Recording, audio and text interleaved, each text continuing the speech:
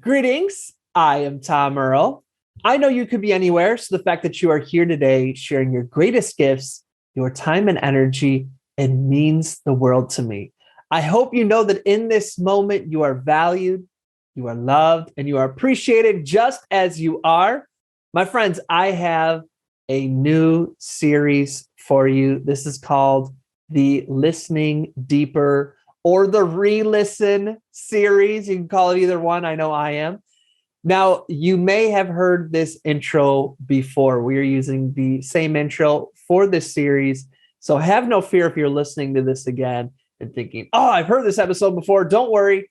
Same great intro. Absolutely amazing new podcast. So feel free to hit the skip 30 seconds if you've heard this before. But if this is your first time hearing this, welcome, my friends. What we are presenting to you over these next episodes is really some deeper listenings or some re-listens to some of our most requested, some of our most listened to, some of my favorite episodes that we've done. Now, we have put out over 300 episodes since this has started. That means all the way back to 2016, I've put out one episode a week, every single week without fail since 2016. That means there's a lot of really awesome interviews, solo episodes. There's some really great things in there that you probably haven't heard if you're just joining us, or even if you're a longtime listener. So what I want to do is pull together a number of my favorite ones and your favorite ones that you have listened to or that have been listened to before you. And I want you to either hear them fresh for the first time or give them a re-listen yourself. I'm telling you, I have re-listened to each of these and really just thinking about where I was in my life then, or the wisdom from then that applies to now, because some of these are going to be from 2016. Some are going to be from last year. Some of them are going to be, weeks before everything that went down in 2020. So I want to share these with you as a gift going into the time vault of our episodes. And really, I invite you to go through these with new ears, with new hearts, because we are new people here in this moment. Now, I invite you to let me know if you listen to it, what year do you think this week's episode was from? And I'd love to hear your thoughts. My friends, I look forward to sharing this Listening Deeper as we re-listen series with you. Let us jump into this week's re-listen. Here we go.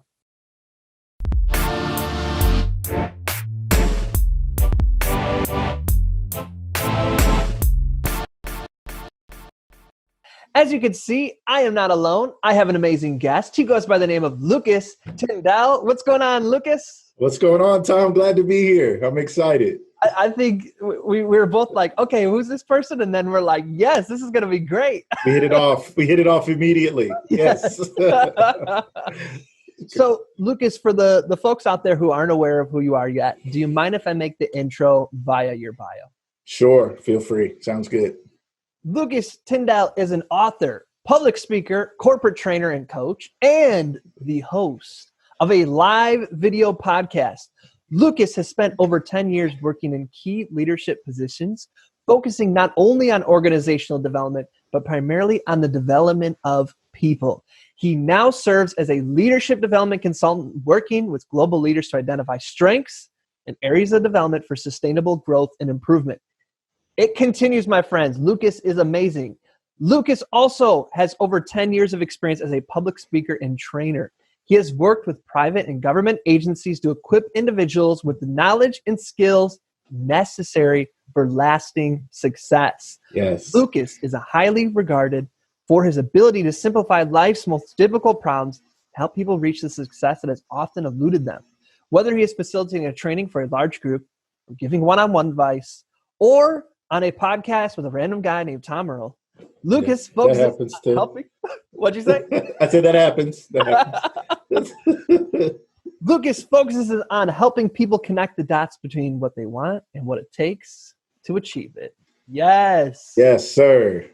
Lucas, thank you. It's like you have a legendary bio. So for you to stop by, we appreciate it. Thank you. I'm glad to be here, and the bio is real. It's true. It's me.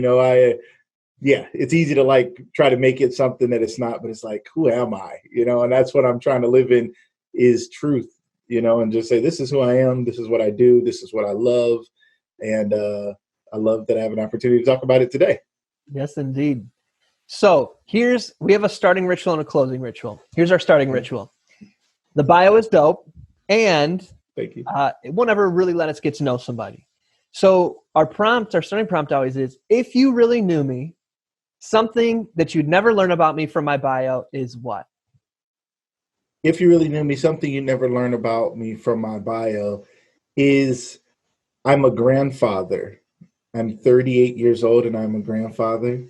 My oldest daughter, Ariana, had a baby, Grayson, just this past March. And that is a really, really cool place to be a young father, one, as I am. And then to now be a grandfather is really exciting. And to me, family is far more important than the bio, right? It's like who I am is not a corporate guy. Who I am is not just an entrepreneur. Who I am is not just a business owner. Who I am is a husband and a father and a grandfather. Like, that's me. And I think that so often we are trying to build resumes and bios, which I believe in, and I understand the function of them.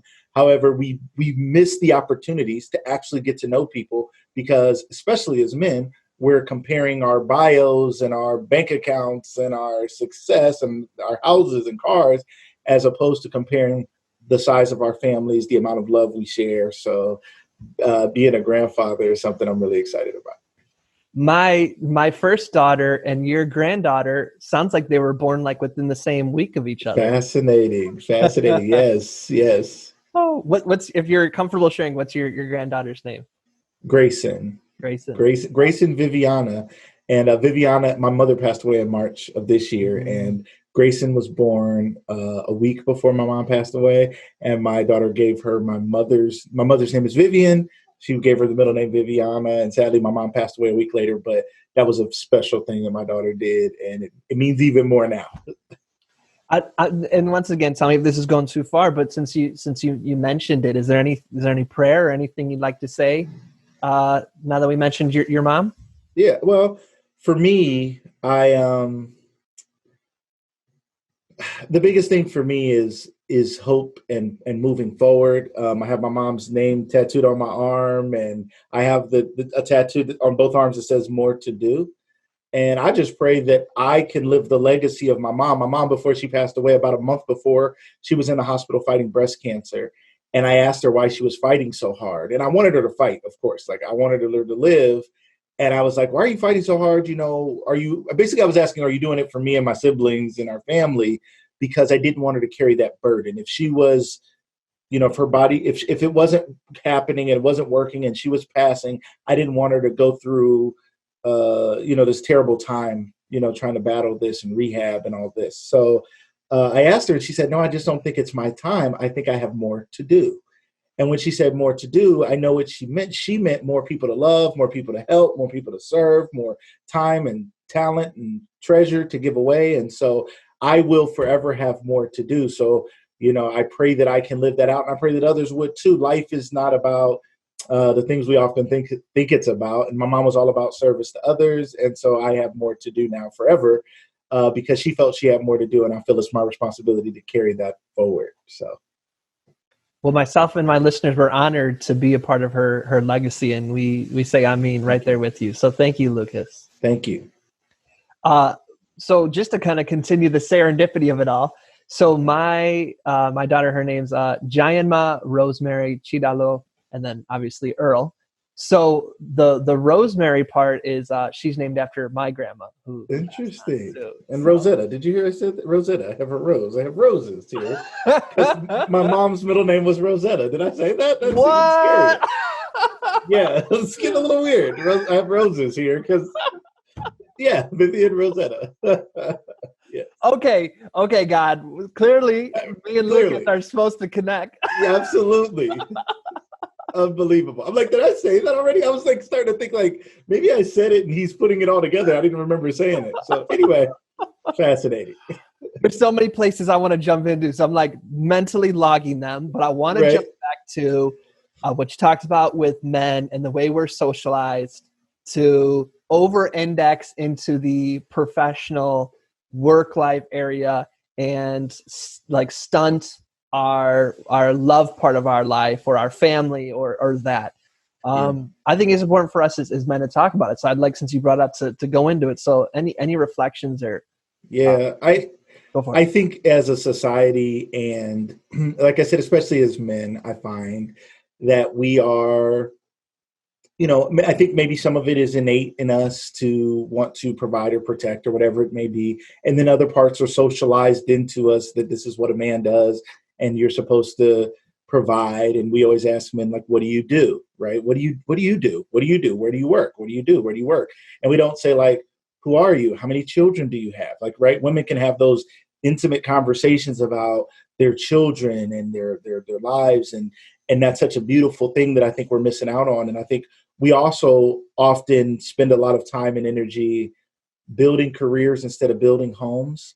And we'll build a house, we'll build a career so we can build a house, a structure, but we won't build a home as in a place of love and warmth and togetherness because we're too busy trying to make more money to pay for the house that we built and move to the next house that we're going to get and go on the vacations and do those things. But we're always getting back to, but work and my career or my entrepreneurial pursuits is how I provide. And a lot of people, especially men, and I've been there, where we give the world and our jobs and our careers the best of us, and we give our families the rest of us.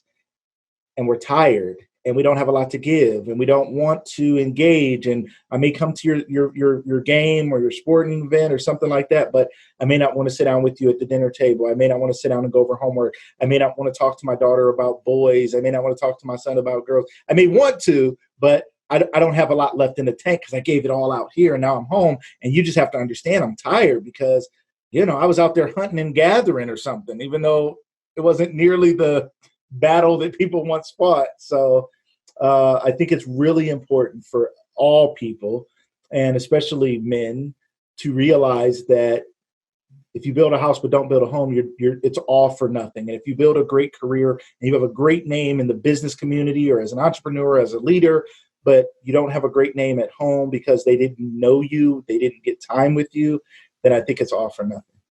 It reminds me of, I heard this quote, they attributed it to Jim Carrey. I don't know if he actually said it, but he said something to the effect of, like, I wish everybody could be rich and famous so you could see it doesn't make you happy. I remember that. Yep. Yep. It's true. It's true. I recently started a live video podcast, and it's been really great, similar to what we're doing here today. And I've met a lot of great people. And locally, I've gotten a level of notoriety and people know me, and it's really cool. And it's also like, and at the same time, I'm just me, right? I'm a father, I'm a grandfather, I'm a husband. Like, I want people to remember those things about me more than anything. No matter how big the show gets or how successful I am, I want to be remembered as somebody who cared about his family, cared about his community, set an example as a husband and a father and a grandfather, and was somebody that others could look up to. If you don't mind sharing, because I think it helps to just model. I think when people hear like me talk about my own story, it makes it realer. What about for you? Did you always, go into this like, I'm gonna have the perfect work-life balance? Like, did you know that? Did you have like, I'm gonna have emotional intelligence, I'm gonna be able to talk about my feelings? Is that like you were that was Lucas from the... I was born like that? No. Man, I mean, that's a great question.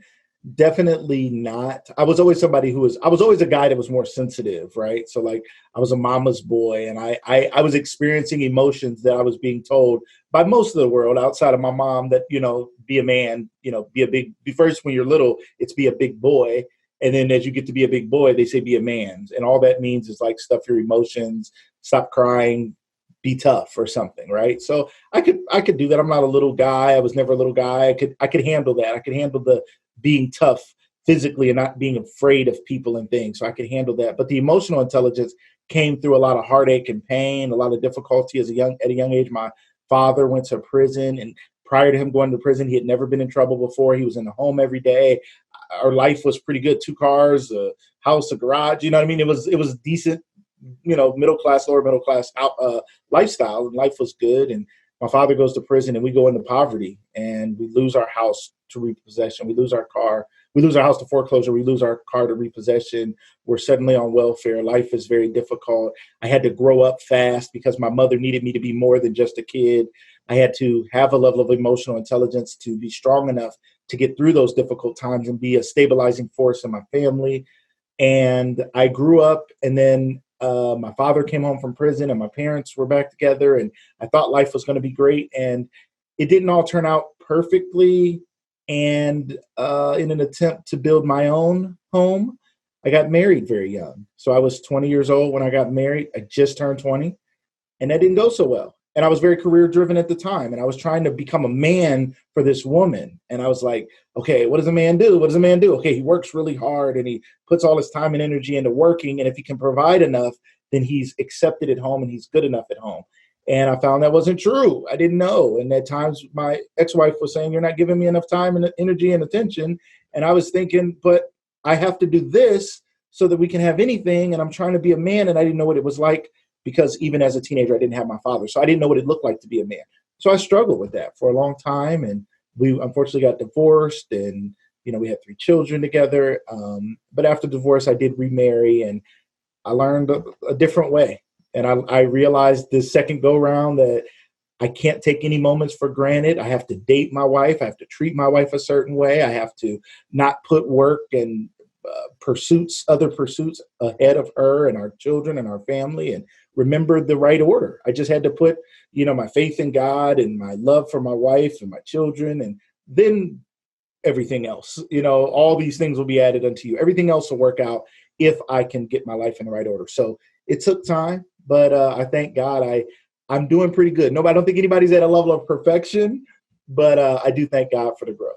If you don't mind sharing, like, what would you say was like the first snowball that started rolling down the hill that became the avalanche of, like, now you teach this stuff, now you comfortably talk about leadership? What would you say was like the first snowball that started like intentionally wanting to go within and rebuild? Yeah, well, I actually started being more reflective. I started working with children when I was 16. I worked at an early childhood center, and it was in the inner city, and most of the kids their dads weren't in their lives, and it was a lot of single moms. And I was Mr. Lucas. I was this guy who was this young guy, and I was still in high school when I first started, and going and hanging out and playing checkers and chess and Connect Four and throwing the football around with these kids. And it was a super fun job. And over time, I started looking around, realizing they needed more from me. Like, these kids need more. They need a father figure. They needed what I needed. And I quickly looked around like, wait a minute, they're suffering from the same thing I'm suffering from. So how can I skill myself up to be what they need? Because I don't want them to go through what I've gone through, and that loneliness and that longing for a father figure, male or female, that longing for a father figure. So I literally started studying leadership. I started teaching concepts to myself, teaching them to the students. I said to the kids, if you are a leader, you won't end up following the wrong people. Choose to lead, and you won't have to worry about following people down the wrong path. And I always taught them that people will lead you out there and leave you out there. So you'll think they have your best intentions in mind, but really it's a selfish pursuit. And as soon as they get what they want, they'll leave you in the middle of the road, and you're stuck to get hit by the car, and you won't know what happened. So instead of allowing others to lead you out there and leave you out there, you become leaders. Let me train you to become leaders. So I started studying John Maxwell books, and I started teaching them the concepts and ideas, and I started teaching them the definitions of obedience and respect, and all these things that were things that we think children should know, but they don't know. We don't know. Who knew what the definition? I didn't know what the definition of respect was. It was just this vague concept of honor and fear, and I don't know. I didn't know what it was. So that was the snowball. It really got it going and got me being more introspective about myself, my purpose, and the impact I could have on others. So then when did you hear the calling that, okay, this is what I want to do? Not only is this going to be a job, this is like my calling, this is my mission that I want to serve. Yeah, I think I realized it then as those children started to change. And as the administration of the facility that I was working for started looking at me as a leader, and as I was then getting promoted into leadership positions, at 18, I was a supervisor. And at 23, I became administrator of the whole facility. And at 25 to 26, I became executive director of 3 facilities. So now I'm in charge of hiring and disciplining employees and setting curriculum and planning and programming and licensing and state agencies and payments and P&Ls and all of this stuff at a very young age. It all started in that classroom with those kids where I realized that I had a unique ability to connect and make an impact. And when those kids would come back to me, and even to this day, kids would come back to me and say, why did you care so much? Like, man, you did a lot. You gave a lot. You put a lot into us. Why did you care so much? And I cared because I was realizing my calling was to give something that I needed. I saw the void in the vacancy. I could see the hole in their heart. I had the same issues. And I did have people who came along and who helped me and who were good mentors and father figures for me. And so I pulled it all together the best I could and gave them all I had. And I realized that I was a person of impact, and I wanted to continue to do that. And I every day still want to make sure that I'm making an impact. I love that. There's another similarity that we share is I got my start in the nonprofit world, leadership development with young people. And like you said, it became this whole 10-year journey. And that's where I learned a lot of my facilitation and dialogue. So that's Right. a fun overlap. Absolutely. It's also, I think I have noticed that as a difference. So like we kind of come from, it sounds like, and correct me if I'm wrong, like that nonprofit service-based, there's a problem, I just need to fix it, and learning along the way versus like, let me learn leadership development because this can become a good product that I can use to make a lot of money. Right. So how would you say, like in retrospect or in reflection, that like mission first aspect of like instilled into who you are has shaped the work that you do? Yeah, it's everything. I mean, my mom, she always said that we were made to give, and she always said you can't outgive God. So as much as you give, you'll always receive. So you should be giving and trust that God will always provide for you. And our lives are bigger than what we can gain. And, the people say it's better to give than to receive. And those ideas and concepts were lived out in my life. And I saw my mom live that way. And it was just became a fabric of who I am. Like, I really believe it's about service. I believe life is about serving others. I teach it to my children. I pray that my children will become service-minded. I tell them all the time, you will be most satisfied and most fulfilled in your life when you serve others. Can you make money? Sure. Could you be ultra rich? You could be, but I hope it's for a purpose. And I tell people this all the time. I remember I told a tax professional once, I was filing my taxes, and they were looking at all the money I'd given for the year. And they were like, what are you thinking? Like, this is crazy. You know what you could have done with this, and paid yourself first and saved and all this other stuff. And I was like, well, I believe that giving is why I've been so blessed and why things have gone well for me and why I can make the money I make. I was at a young age making a great salary. And I was like, it's because I'm a giving person. And I really believe that giving and being of service. And so my ultimate goal, and I still say this, when I grow up, I want to be a philanthropist. Like, my ultimate goal is to spend my life giving my time, talent, and treasure away. That's my calling. That's what I want to do. A lot of people think I'm crazy. I tell people that all the time. I talk to people about business opportunities, and I'm like, great, let's get rich because I need to give my time, talent, and treasure away. Great, let's invest because I want to give my time, talent, and treasure. I want to do it all so that I can give it away, and I believe that's my calling. Well, I don't think you're crazy. I think that's wonderful. Thank you. Yes. So what do you think, we're at a very, we are in a time right now of I would say leadership crisis on many different fronts, right? Not just our white supremacist bullshit president, like many different areas. Noticed that he was, okay, yeah. Like, I thought that was happening. Okay, yeah. Just like me. There's leadership crisis on like all fronts. Yes. Where do you, as a leadership professional, what is like if people are, looking around like, I don't know where to start. There's so many vagueness to leadership. What the heck? Like, where do you usually start people off with leadership? I think one, understanding the impact that a leader makes. Things like the book Good to Great by Jim Collins, talking about companies that thrive during very difficult times, right? Like, leaders do make a difference. Looking at sports teams, you'll see a sports team, same players, New coach comes in, all of a sudden that same group of guys or ladies all of a sudden is excelling far more than they ever did before. So yeah, helping people to understand that leadership does matter. I think a lot of times people just believe, because we're in a democracy, which is great, right? We believe that everything is in the collective, and we believe it's always about this groupthink kind of thing. If we can all agree, then it's the best idea. It's like, that's not true. Like, just because we all agree doesn't mean we can easily all agree to do the wrong things. And clearly that happens a lot, right? Where we get into these groups or these gangs and we all agree to do the wrong things. So I think it's about leadership, about having someone who's steady, who's calm, who's emotionally intelligent. You said that earlier. Someone with the self-awareness to understand how they're feeling and how things are impacting their thoughts and their feelings and their emotions. And then self-aware enough, have the self-regulation or self-control to change it. Right. And be able to look in the mirror and face themselves. And I always think that's our biggest challenge, is like, we're looking out for things that we don't look in for. We're looking out for everybody to be better and the world to change. And it's like, well, I got to start by changing me. If I can't lead me, how can I lead you? So leadership starts there. If I can't discipline myself, I told my children when they were young, I said, I don't want to discipline you, but I discipline you because you're not disciplined yourself. Once you learn to discipline yourself and be a disciplined person and clean your room and do your chores and finish your homework and do what I ask, I won't have to discipline you. I don't want to discipline you. So I learning those things, and then learning the emotional intelligence, the outward part of empathy and the social skills and people skills to help get people on your side. I think a lot of times people want to be leaders because of their title. I'm your father. You must respect. I'm your mother. You have to. That's where it starts, right? Then we go into the workplace and we are like, we're looking at this hierarchy and we're like, well, that's my boss and that's my boss's boss and that's my boss. And it's like, but your boss can be wrong.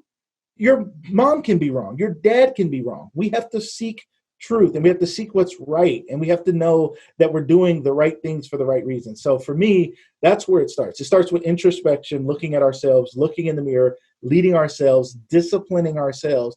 And then we can worry about the rest of the world. But half of us, it doesn't matter who was in the White House. It doesn't matter who was in the governor's mansion. It doesn't matter who was the mayor. It doesn't matter who was the councilman.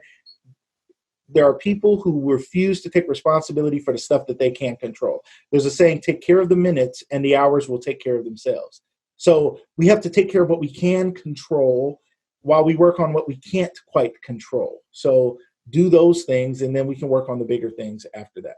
You know, that's a really good aha for me, because what I think I was hearing you say is like that leadership matters is buying in to the importance of leadership and my role in it. Is that what, am I hearing you correctly on that? Absolutely. Absolutely. That I play a part, even if it's just in my own home or my own family, and setting a tone and teaching something that my kids can carry on and understand and go out there and become leaders themselves, because the things change faster than we realize. We're like, these people have been in power forever. It's like our kids' kids are going to be in power before we know it. So let's start changing by changing from our homes to our schools. I think in the education system, there's a great opportunity. We have to teach leadership.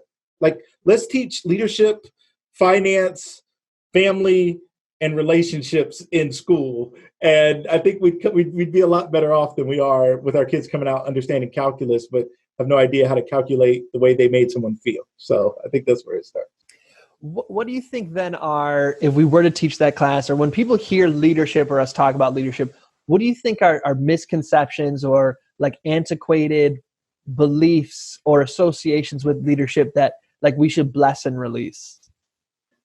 That leaders are always right. I think it's a falsehood. And that if you agreed with the leader today, you have to agree with them tomorrow. Just because I agreed with some of the things that President Obama didn't mean every day he stood up and spoke. Even though it sounded good, that didn't mean everything came out of his mouth. I was like, that is the truth, and that's the right way to go. There were times he said stuff, I'm like, I don't know. I don't think that's right.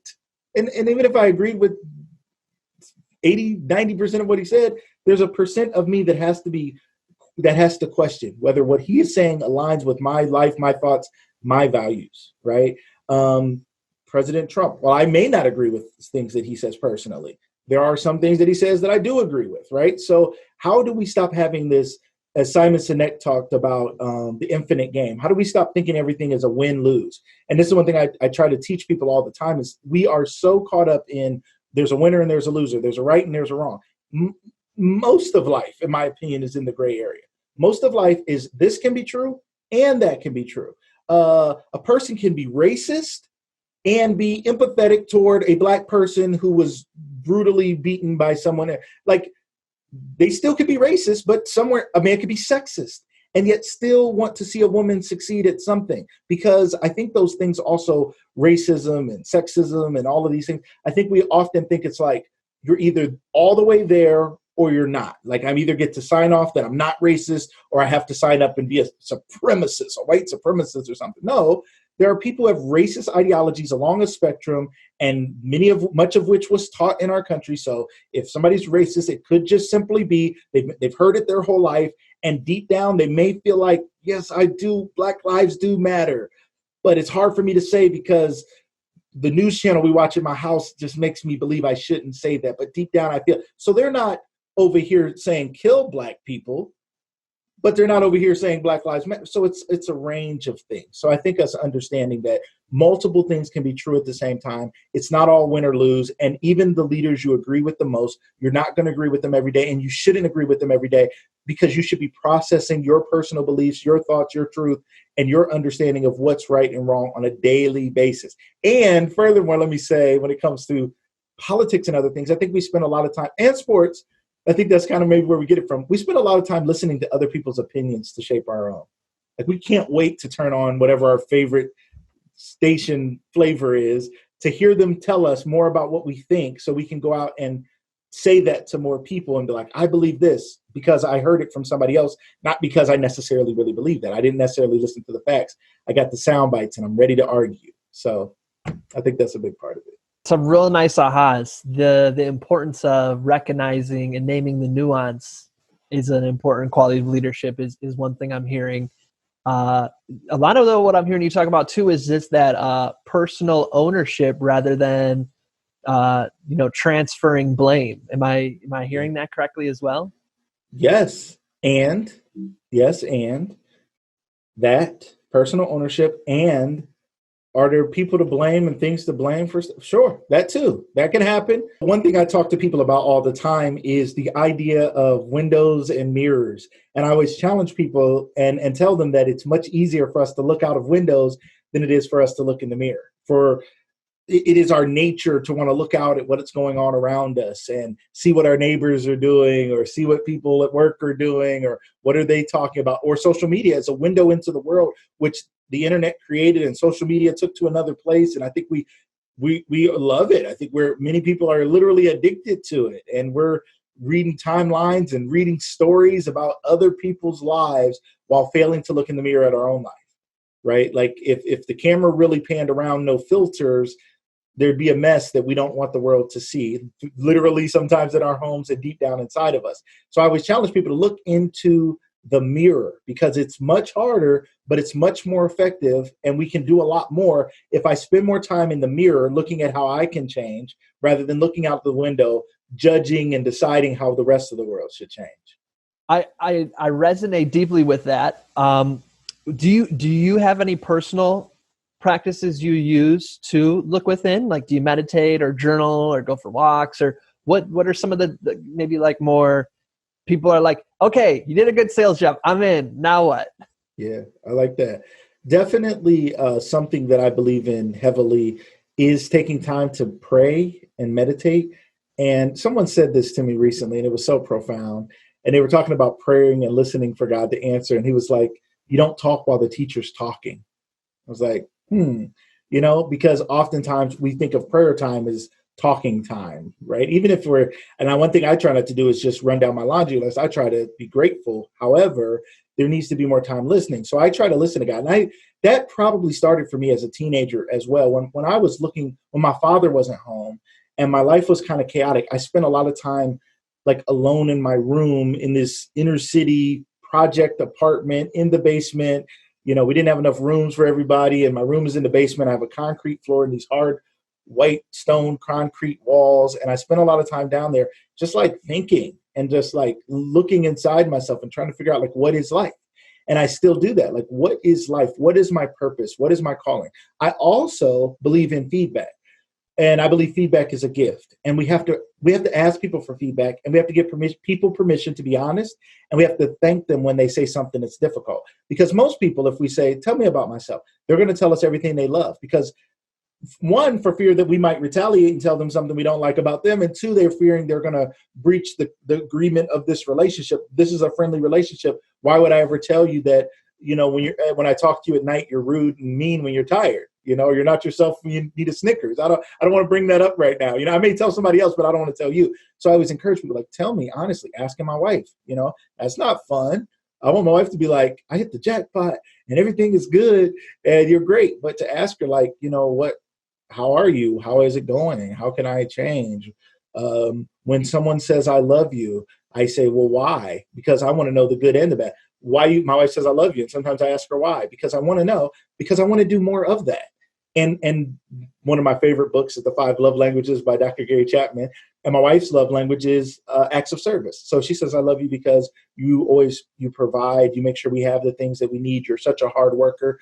Well, that also teaches me now to do more of that, because now I'm showing my wife love.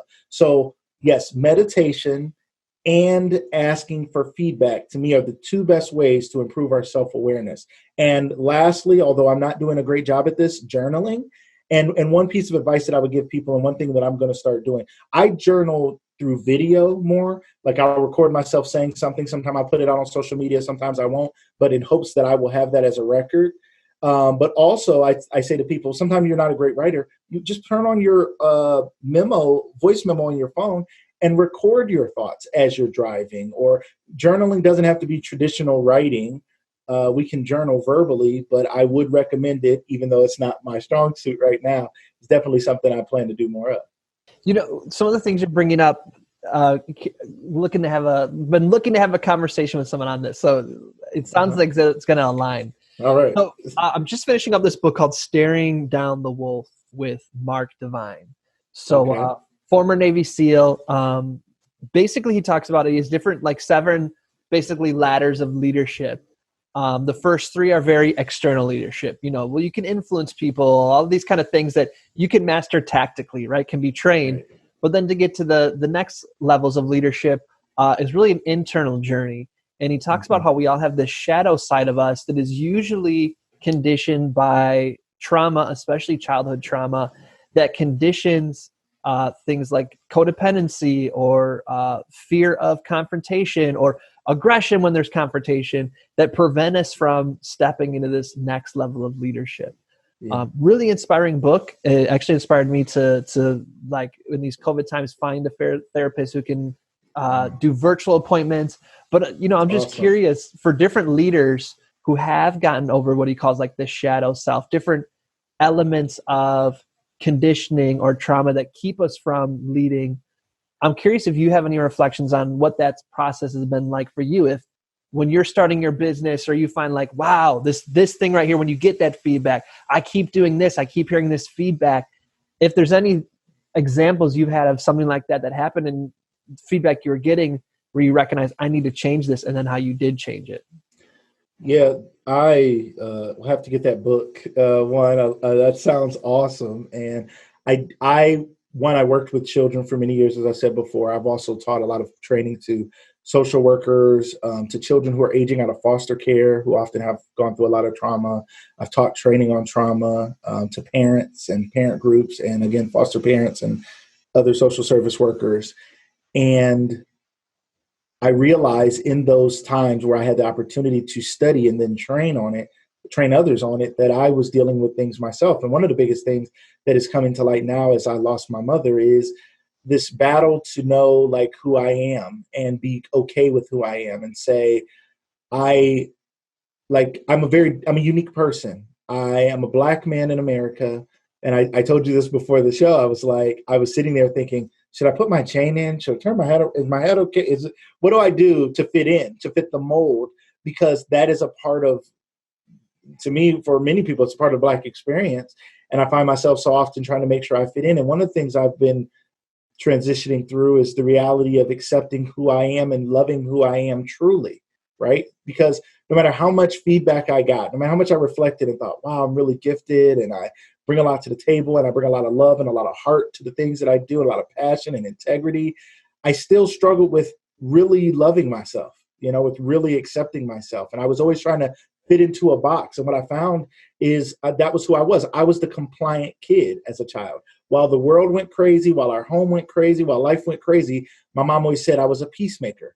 So I took on that role as this steady being, the steady lighthouse, and the storm's going on, but the lighthouse is there, and I'm always going to be the steady person for people. While deep down, my light was flickering out at times, and I didn't know that. And then there were times where my light was shining bright, and I didn't appreciate that it was there. So really working on finding that balance of accepting, yes, some days I'm down, some days I'm not the upbeat person that I normally am. And other days I'm shining that light and I'm doing a great job. But no matter what, I still can love me.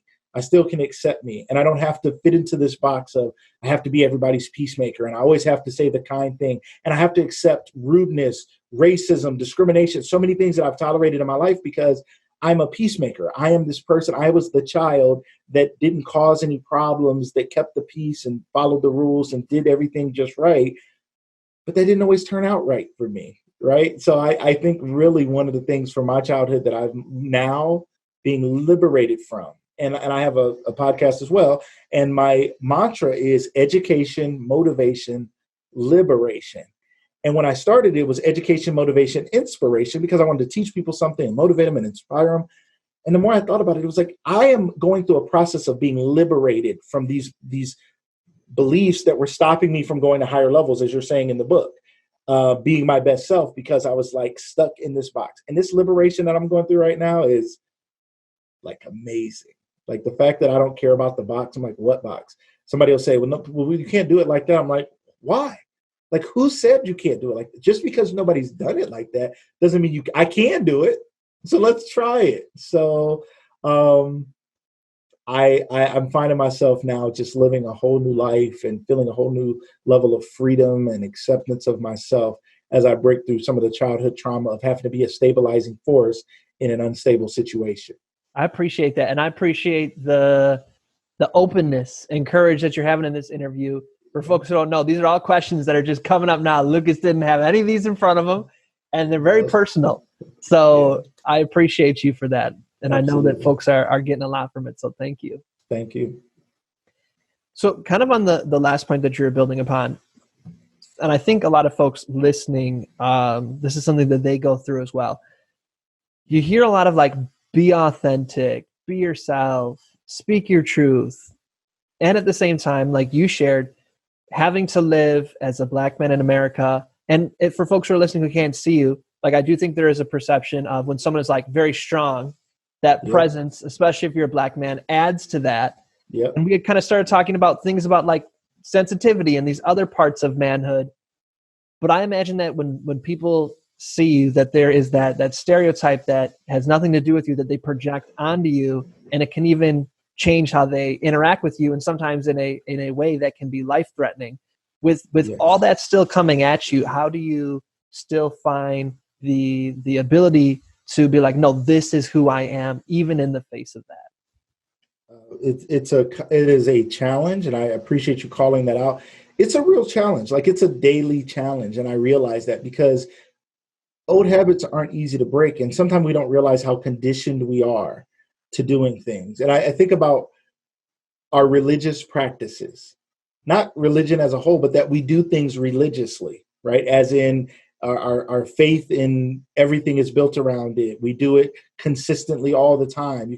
Some people aren't religious about their religion. They're not consistent in those things, but we are religious about something. Somebody's really religious about working out. Somebody's really religious about not working out and eating as much as they can. Somebody's really religious about work. Somebody's really religious about family or their kids or their sports or whatever. So for me, realizing those things that were like just I was religious about, like I was religious about being this cookie cutter person that everybody could accept. I wanted everybody to like me.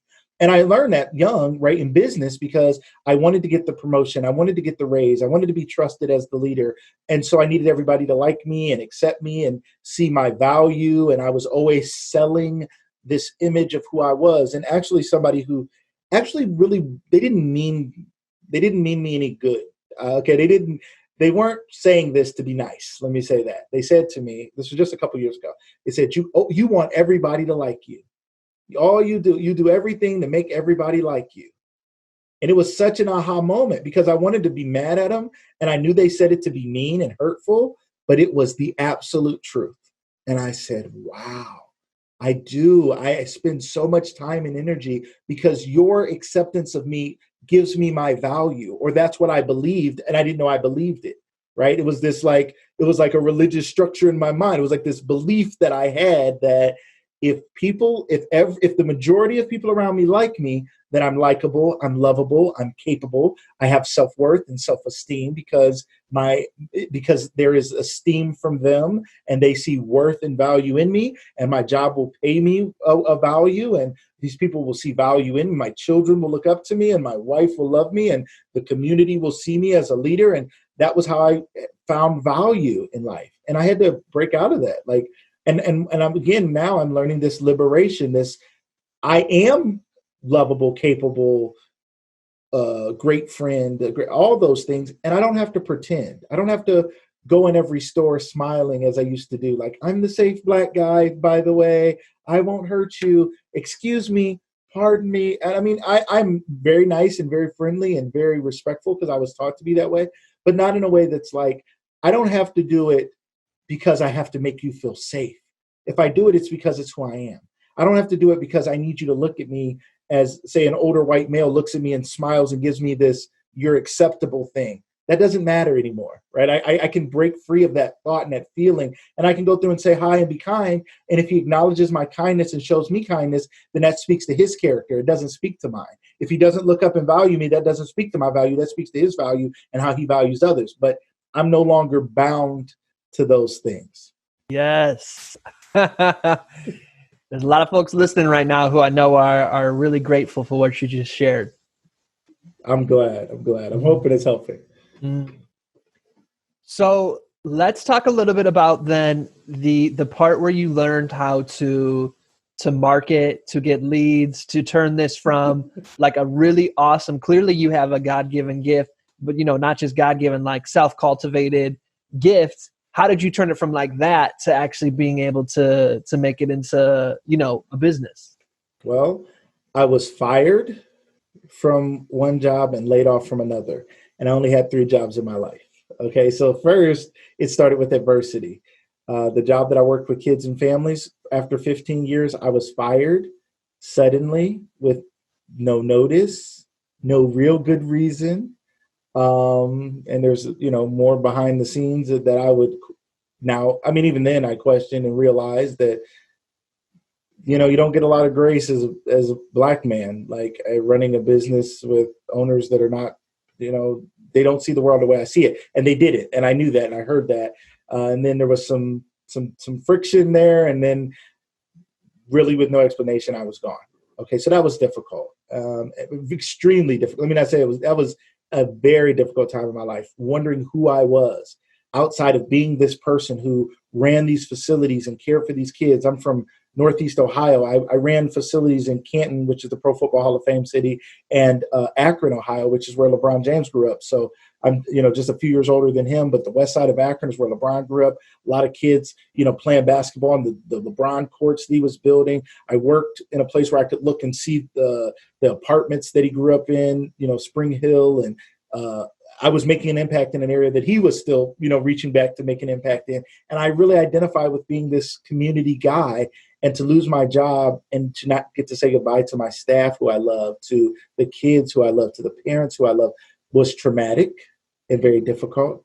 And so again, finding my worth then, right? Because I tied a lot of my value up in being that guy there, right? So that started to teach me again, we have to stop identifying with what we do and start identifying with who we are and who we are to our family and our wives and our children, or our husbands or our kids or whoever, our communities. We have to start identifying there a little more. Who are we to God? What is our purpose? What are our gifts? Right. So that was a shaking up moment. After being, out of work for 8 months, I got a job as a leadership development consultant in a company doing something I couldn't even describe. When people, for the first year while I worked at this company, shout out to SideTrain, I couldn't even describe what I did. I was like, I don't know, like I do consulting. Maybe like, what is that? I'm like, I don't know what we do. It was very different.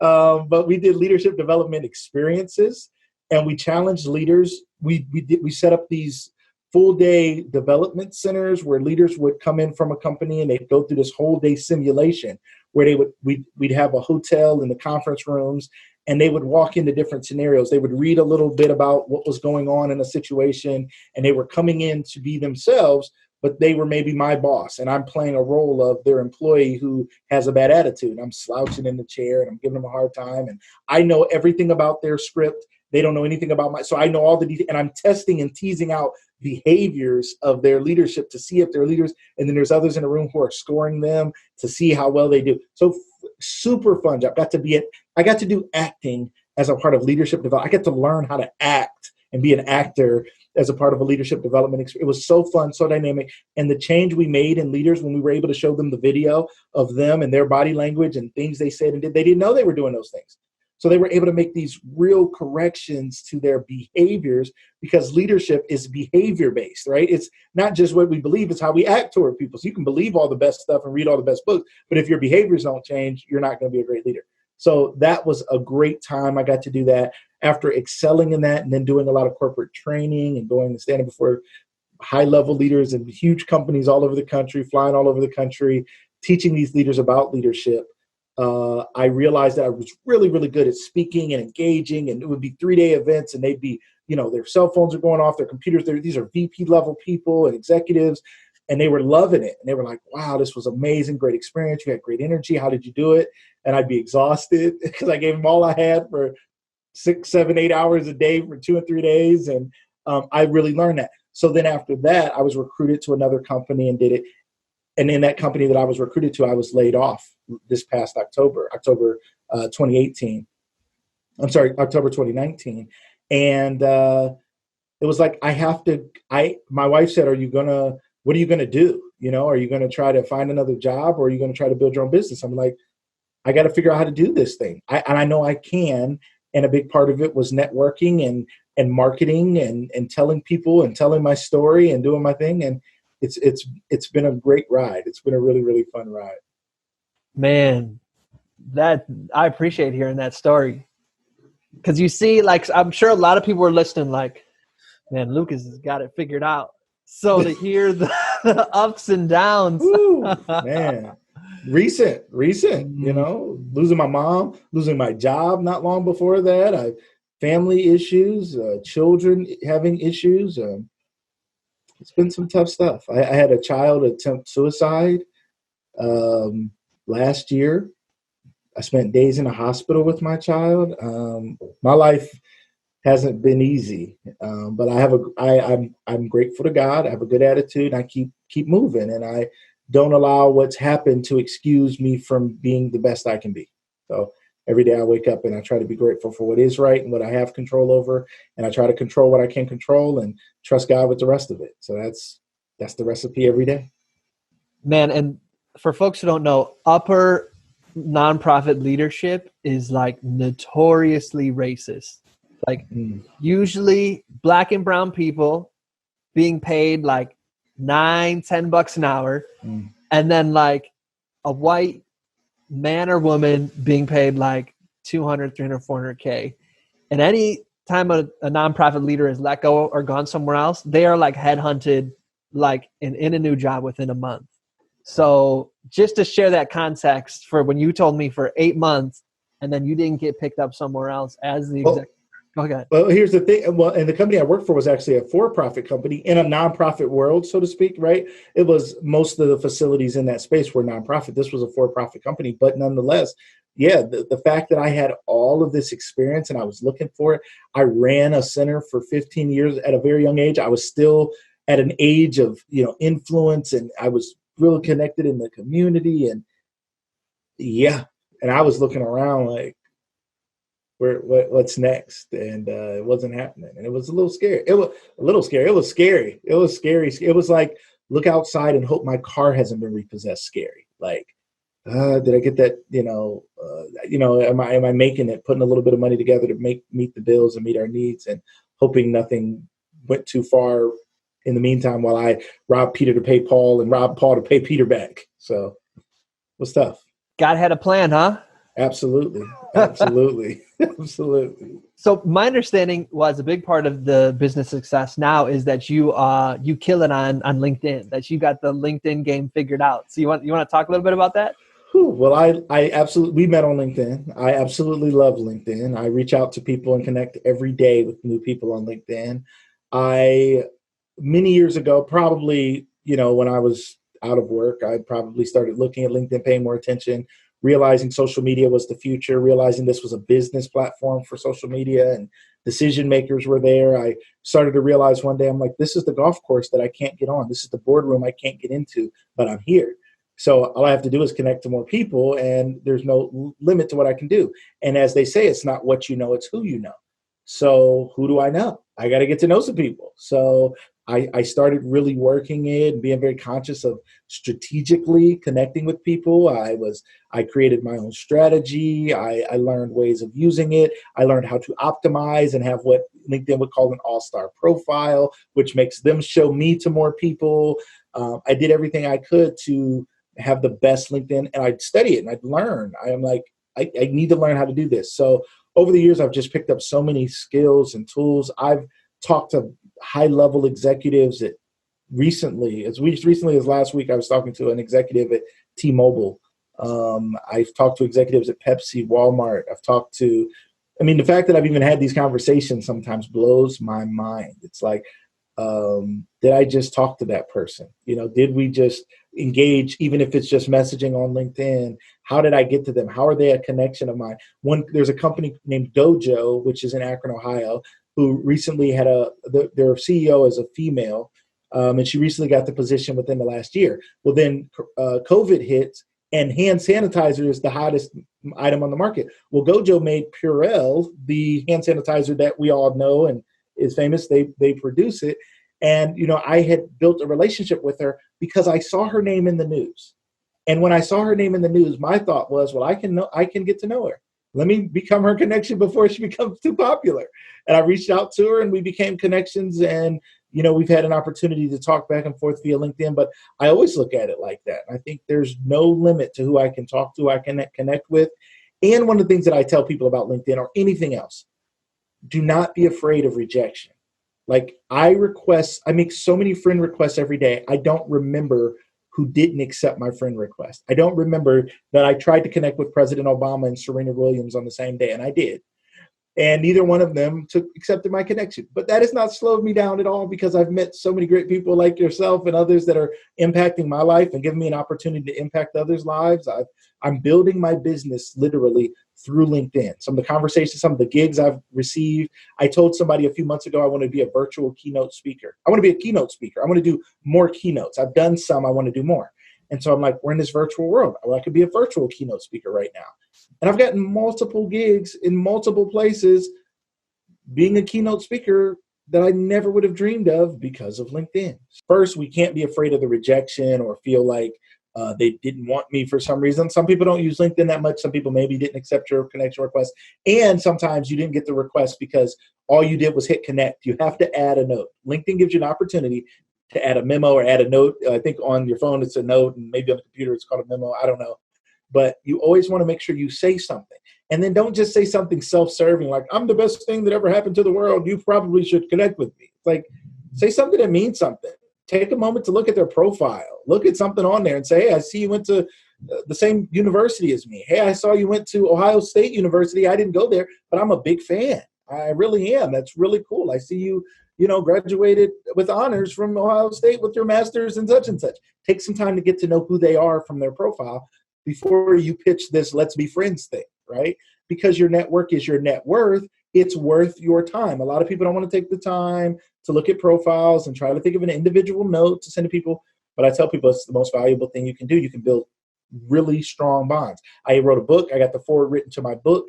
The job that I got at the company that I told you I was doing the training and those leadership experiences, I got that job.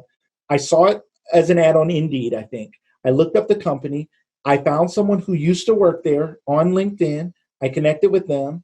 I found that they knew somebody that I actually knew. So I talked to the person I actually knew. I said, can I call Kelly and tell Kelly that we know each other? And they said, yes, I know Kelly really well. We used to work together. I said, great. So I reached out to Kelly, said, Kelly, I know Cindy.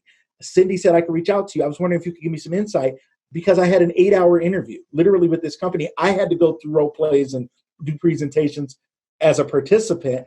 that led to what I'm doing now. I have credibility as a consultant, as a trainer, as a keynote speaker, because I got that job because I found somebody on LinkedIn that used to work there that was able to give me the secrets on how to get in there. And then from there, I got recruited to the next company because they saw me on LinkedIn, because of the keywords and things I put in my profile. They were looking for a corporate trainer. I went to that company, increased my salary, was hired in as a director, was promoted to a VP position within less than a year, and did really well.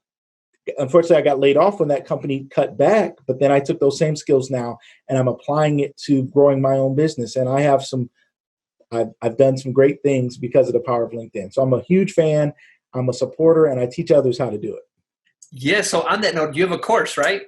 I do. I have a LinkedIn 101 course. I'm working on the next level course.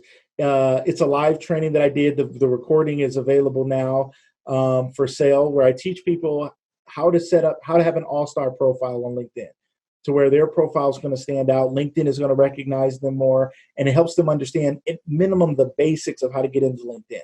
I also do some coaching, some one-on-one coaching as well, where I work with people on their business or their job hunt to come up with a strategy for them. What should you be doing? Who should you be connecting with?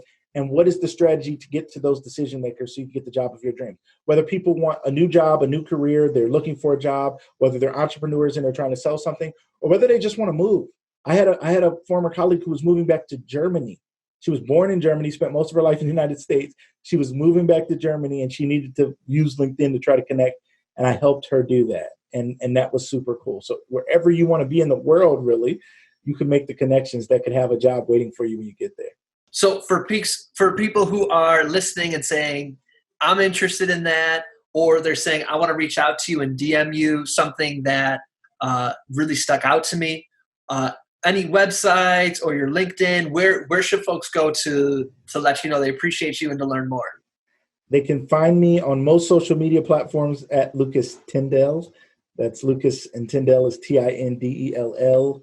Also at Lucas Live Media. On YouTube, you can see my podcast, and on Instagram, I'm at Lucas Live Media there. And then on my website is TindellTraining.com. TindellTraining.com, there's some information there, and obviously there's a contact form. They can contact me, or on any social media platform, they can simply, message me and say, hey, I heard you on the podcast, I heard you somewhere, and I'm interested in knowing more about the many things that I do. Okay, I do leadership development consulting. I do LinkedIn training. I do relationship coaching and life coaching as well. Myself and my wife and I do that as well. So there's a lot of ways I can help people, because that's my heart. My passion is all about helping people. I really, really, really want to serve. I'm very blessed to do it and be able to make a living off of it. But my heart is to just do it. So I really love helping people. So for folks who are on the go, show notes today, tommerl.com/Lucas, tommerl.com/LUCAS, tommerl.com/Lucas. Lucas, I wish we had more time, because this was great.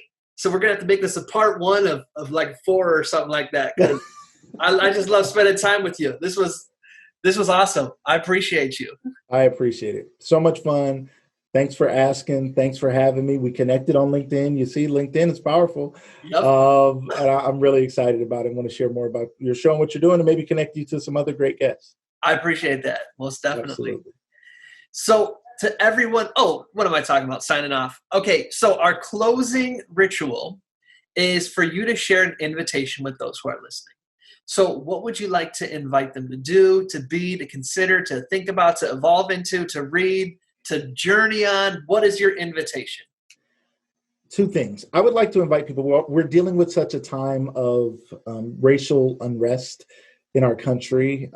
Is obviously something that I'm passionate about, just because of living the Black experience in America and being someone who loves people and wants to make a difference and make an impact. And I want to be a philanthropist, and I am the nicest guy ever, I think, or one of them maybe. And I really love people and really want to help. But I live in this society where I'm not always accepted, and I've dealt with racism and oppression, and my kids, and I worry about them and things that they've dealt with. I've dealt with the school systems and everything, from the school wanting to expel my child for something they didn't do, but they were the easy target because they were the only Black kid there, until we proved it with our attorney that wasn't true, to being someone who's lost jobs and at times wondered, why was that so easy to let me go when I was making such a difference and such an impact? Didn't seem normal to me. So what I'd like some people to do, there's a great podcast, another podcast right now that's out called 1619.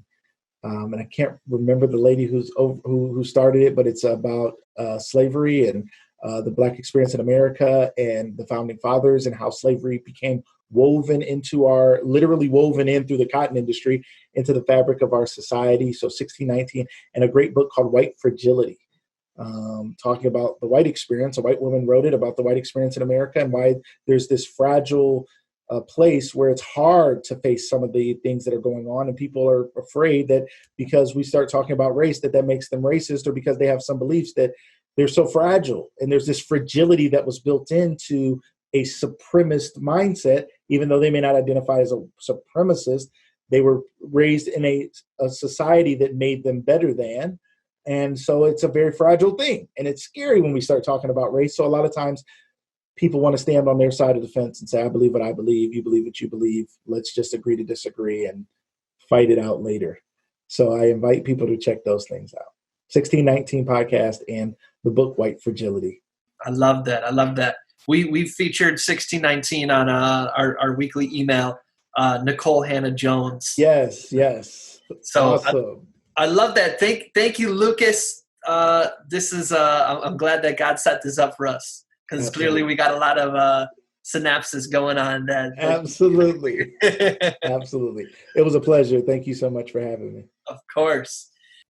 I want to thank you for listening to this week's Deeper Listening, Re-Listening series. I don't know how many more times I can squeeze in the word listening into this sentence. Want to thank you, as I shared in the beginning, for sharing your time and energy listening to this entire episode. As I said at the beginning, I'd love to know, do you know what year this episode was recorded in?